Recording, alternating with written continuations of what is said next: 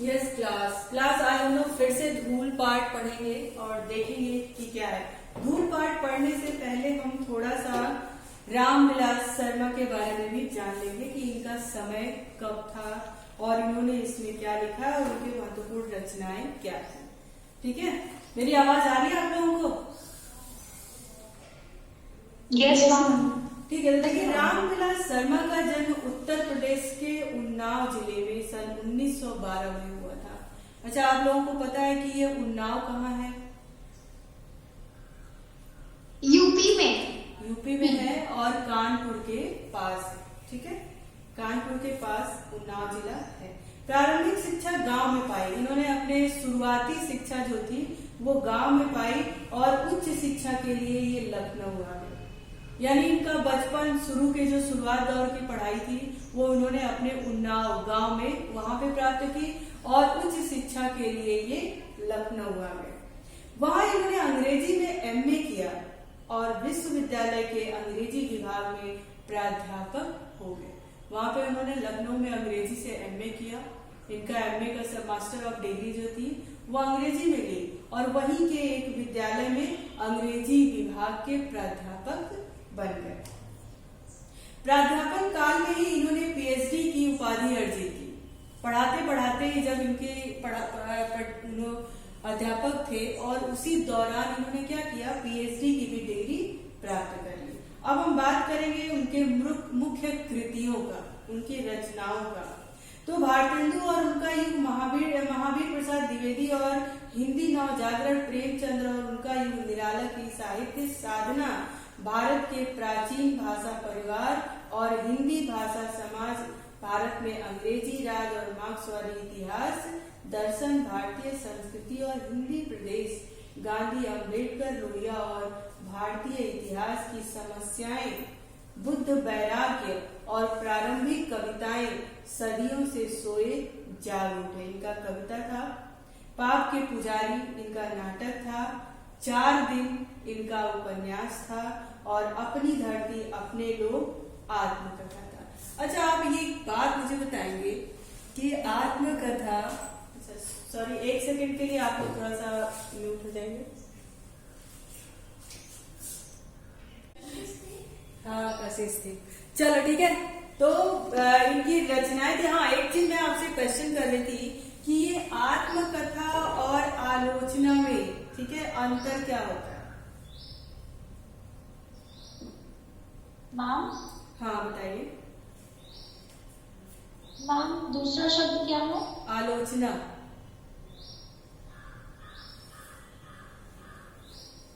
आत्मकथा मतलब होता है ऑटोबायोग्राफी, जो अपने हाथों से खुद की गाथा लिखते हैं। हाँ। जीवन काल की। हाँ। और आलोचना मतलब होता है किसी की बुराई करना। हाँ, किसी के बुराई से नहीं होता है ना? निंदा करना। बुराई से नहीं, हम उसके बारे में जब बात कर रहे होते हैं। ठीक है, जरूरी है कि आलोचना हम सिर्फ निंदा ही करें, है ना? हम उसके विषय में अगर कोई भी बात कर रहे हैं, कोई वक्तव्य कर रहे हैं, तो उसका मतलब होता है आलोचना। ठीक है, अच्छा हाँ बताइए।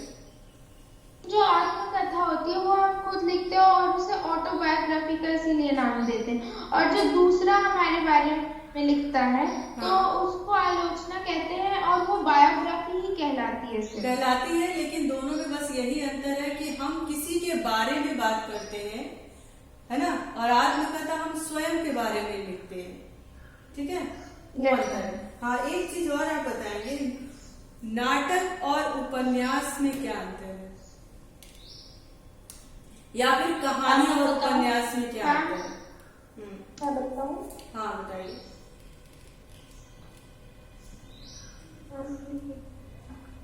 बताइए।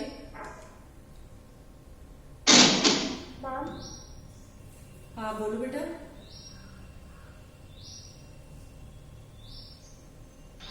मैं बताऊं? कोई भी बताए, एक बताए तो।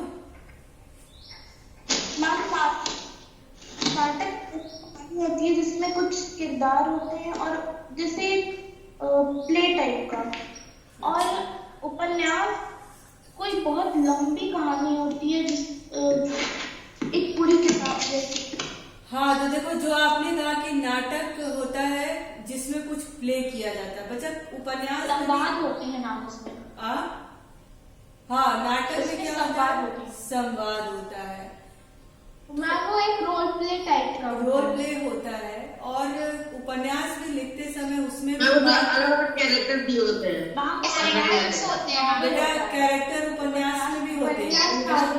जब हम कोई कहानी लिखते हैं, कोई नाटक करते हैं, मंचन करते हैं, कुछ भी करते हैं, तो पात्र तो सब जगह होते हैं, ठीक है। नाटक में हमारा संवाद होता है, उपन्यास में भी बातचीत होती है, किसी के विषय में कोई कहानी ऐसे हम प्रस्तुत करते हैं।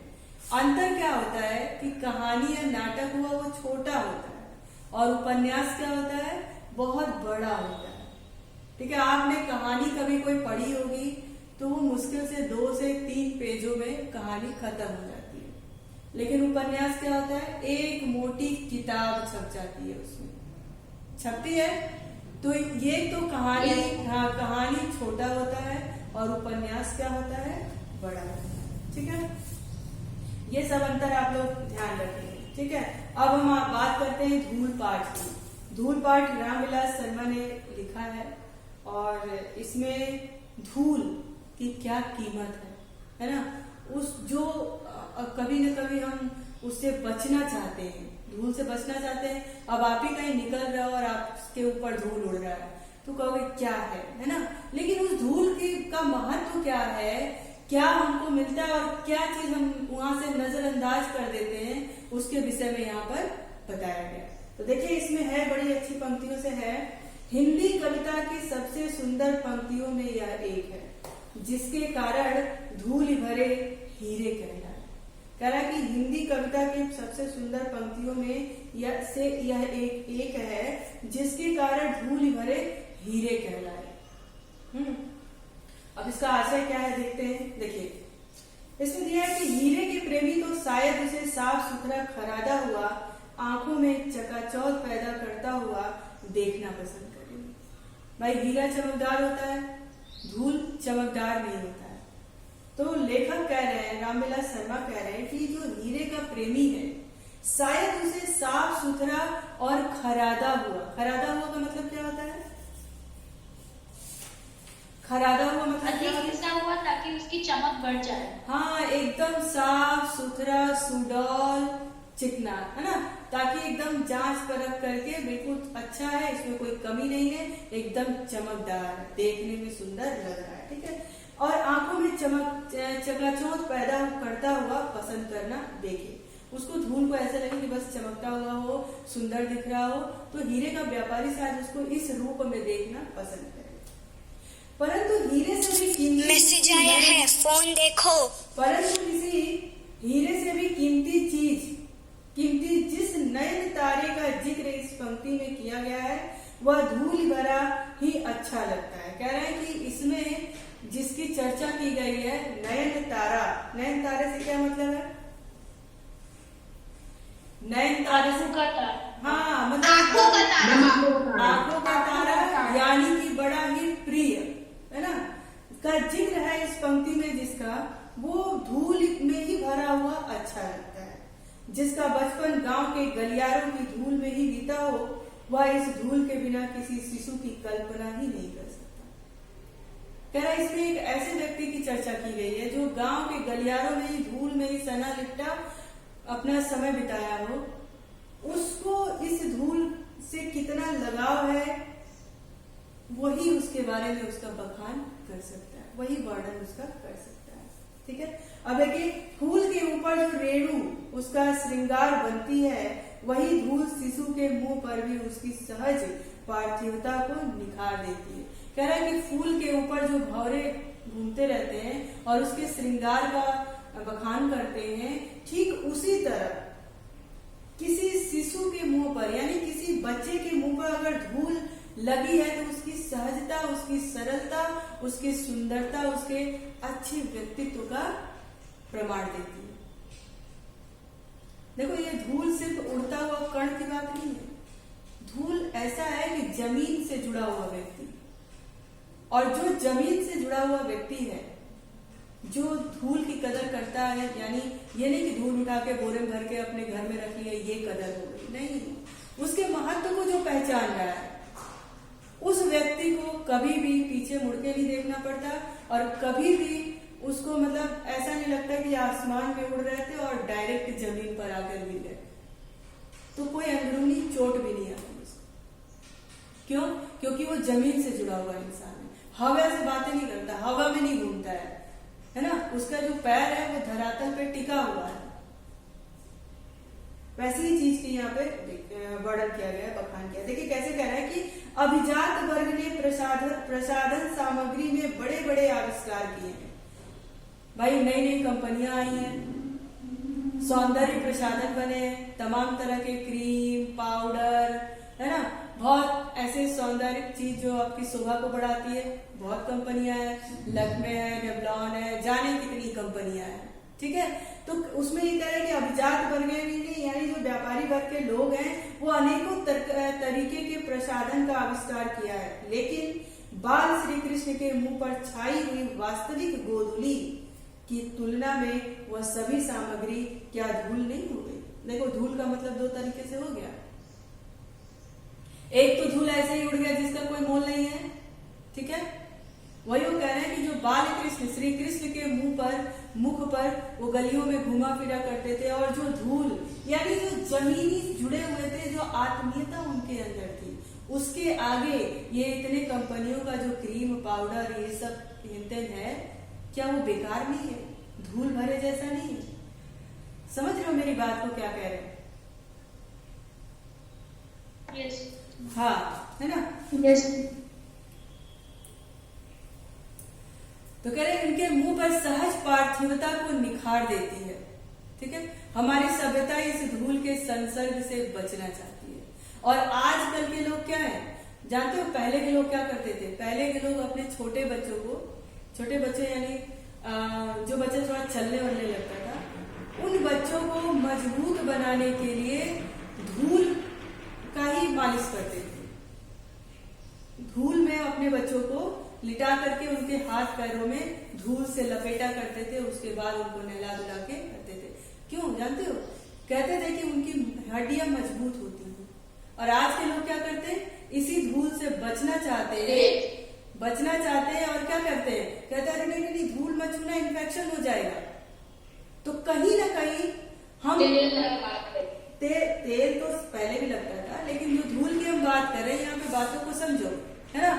तो पहले के लोग धूल से ही जुड़े रहते थे, तो उनके पास जो है वो बीमारी का जो प्रतिरोधक क्षमता थी वो ज्यादा थी, उनके अंदर इम्यूनिटी ज्यादा थी। क्यों?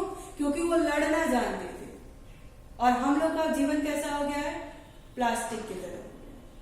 हम लोग एक ना आए, ज्यादा धूप ना आए, बाहरी हवा ना आ जाए, है ना, सारी जो है भौतिक चीजों का आनंद लेते हैं, तो हमारी इम्यूनिटी क्या है?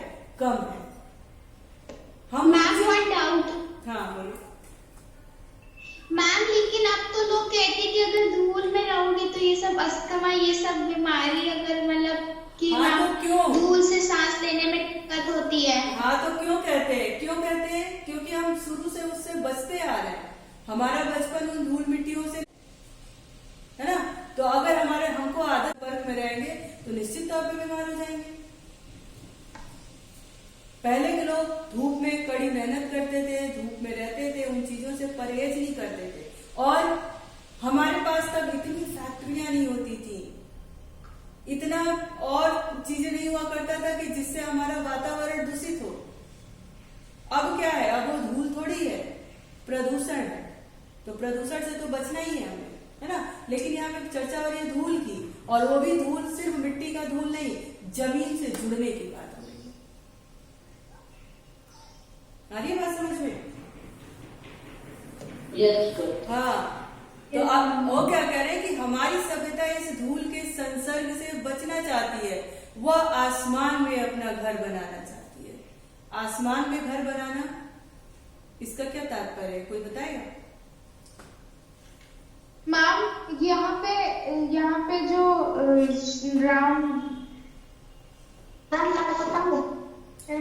रामविलास शर्मा है वो कहना चाहते हैं कि आसमान में घर बनाना। इसका तात्पर्य है कि वह अपनी जमीन के साथ जुड़ना ही नहीं चाहते। हाँ, वो अपनी जमीनी जीवन के साथ जुड़ना ही नहीं चाहते हैं। उनकी विचारधारा क्या है? हवा में है, और जो चीजें हवा में होती हैं वो टिकाऊ नहीं होती हैं।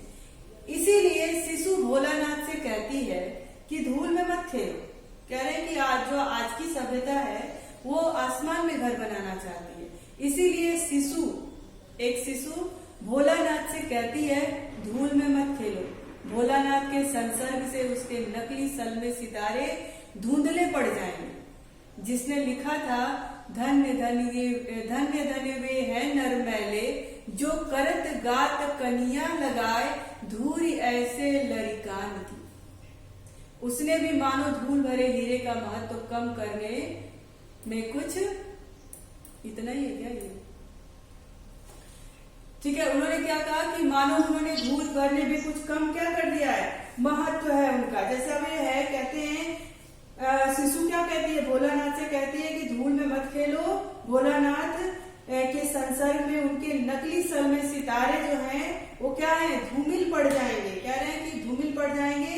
जिसने लिखा था, जिसने इस पंक्ति को लिखा था कि धन्य धन्य वे हैं नर मैले, जो करत गात कनिया लगाए धूरी ऐसे लड़कान की। कह रहे कि धन्य धन्य वो लोग थे।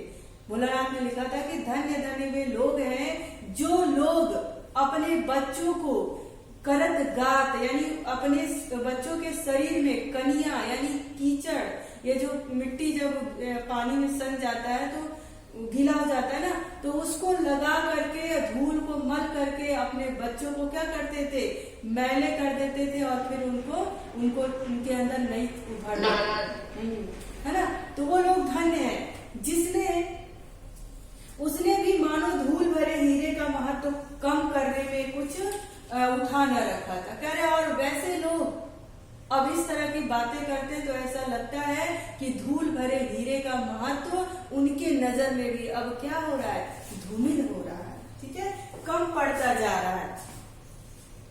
फिर क्या कहते हैं, कहते हैं कि धन्य धन्य में ही उसने बड़प्पन को विज्ञापित किया है।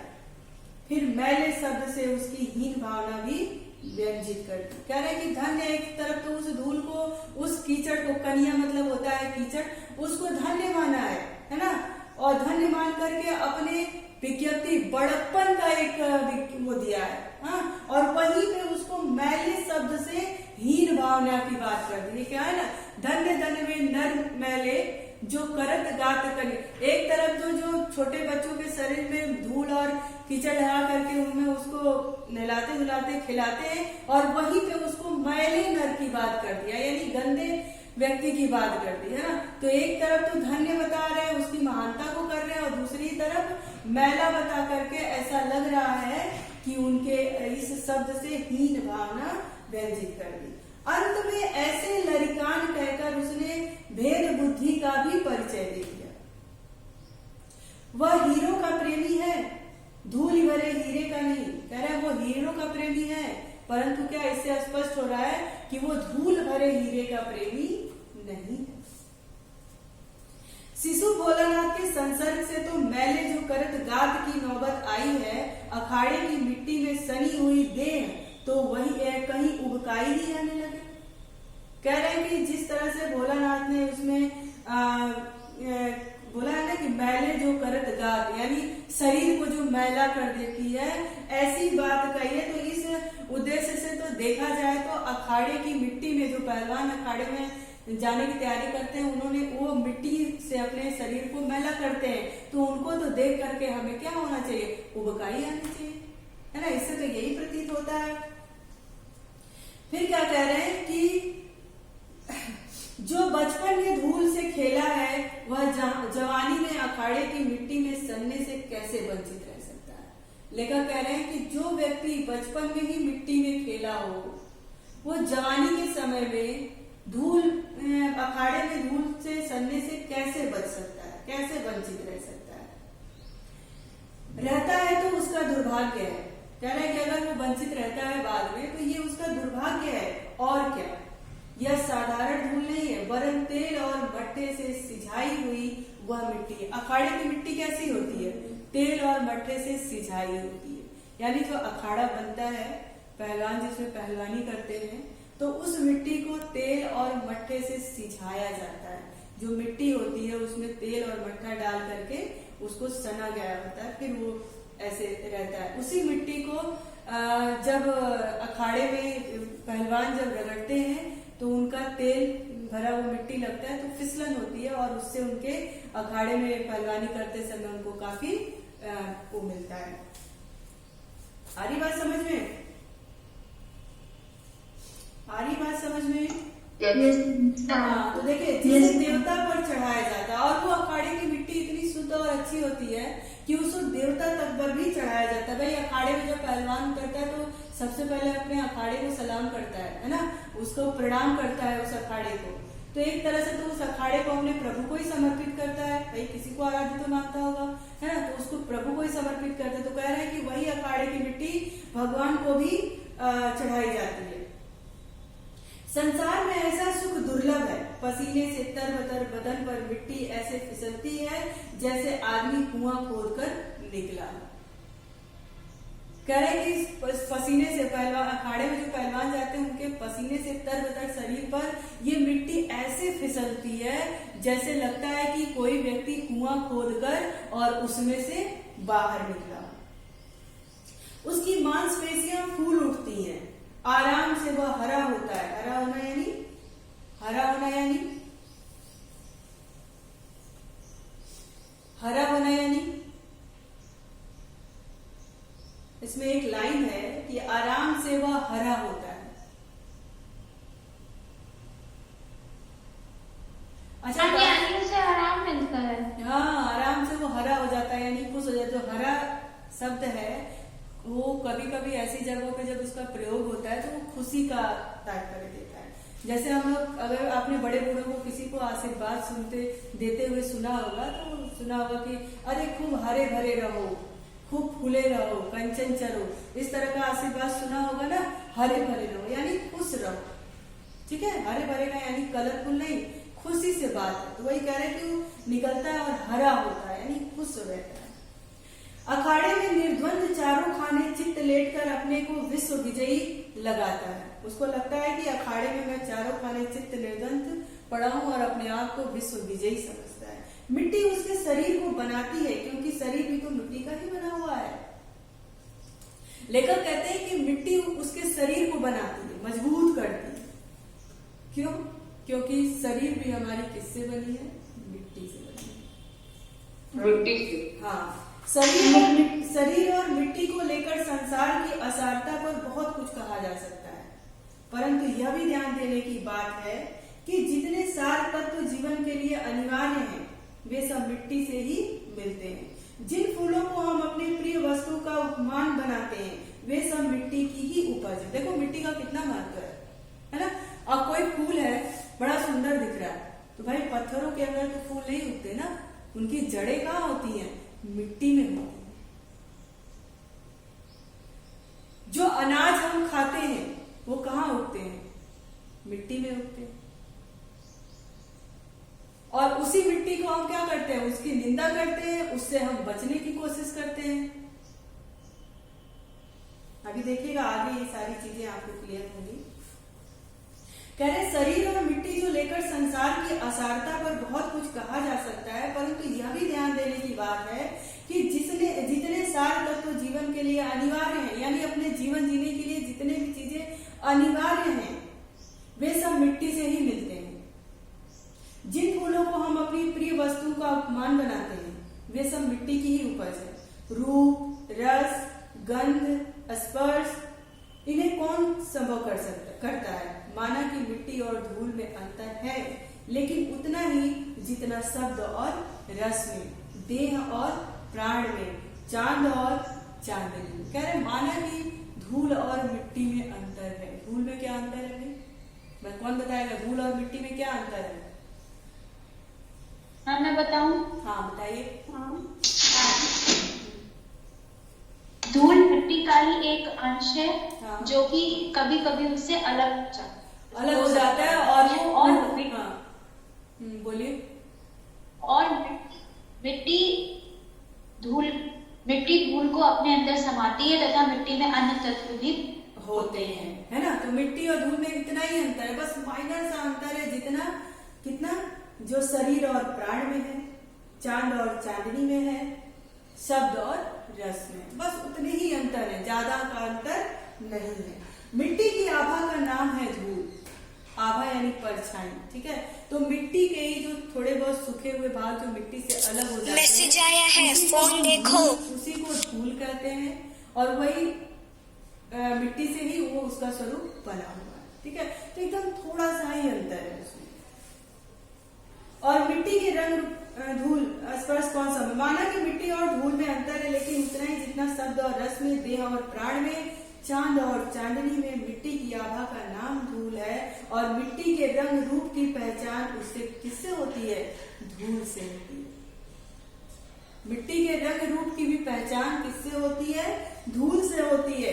ग्राम भाषाएं अपने सूक्ष्म बोध से धूल की जगह पर गर्द का प्रयोग कभी नहीं करते। कह रहे हैं कि ग्राम भाषाएं अपने सूक्ष्म बोध से, है ना, अपने छोटे ज्ञान से भी धूल की जगह गर्द का प्रयोग कभी नहीं करते। गर्द का भी आशय धूल ही होता है, लेकिन गांव के लोग जिनकी अभी बोधक शक्ति इतनी आगे नहीं थी, फिर भी वो लोग क्या करते थे, धूल की जगह पे गर्द का प्रयोग नहीं करते।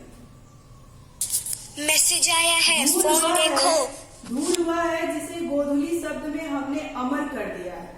अमराइयों के पीछे छुपे हुए सूर्य की किरणों में जो धूली सोने की मिट्टी कर देती है, सूर्यास्त के उपरांत लीक पर गाड़ी के निकल जाने से के बाद वह रुई के बादल की तरह ऐरावत हाथी के नक्षत्र पथ की भांति जहां की तहां स्थिर हो जाती है। आपने देखा होगा कि जब सूर्य उदय होता है और उसकी किरणें हम तक आती हैं, तो उसमें छोटे छोटे सूक्ष्म कण आपको दिखाई देते होंगे। आपने महसूस किया है कभी?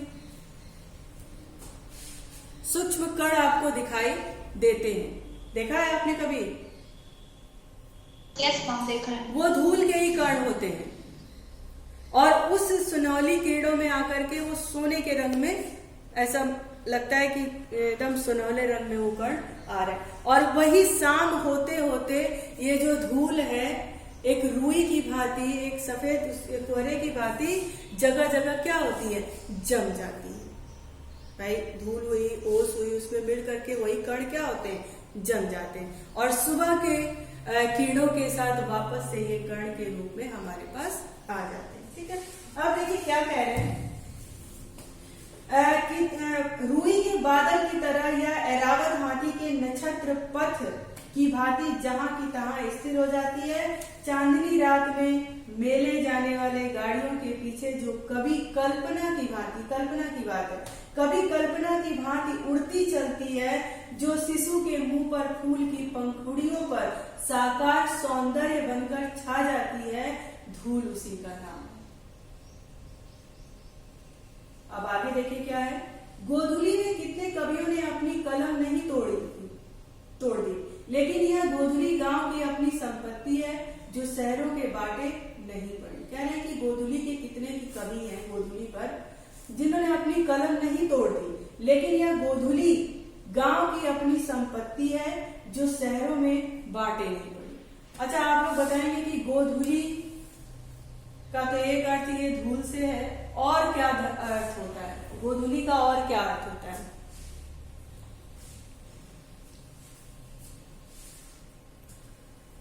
कौन बताएगा गोधूली का और क्या अर्थ होता है?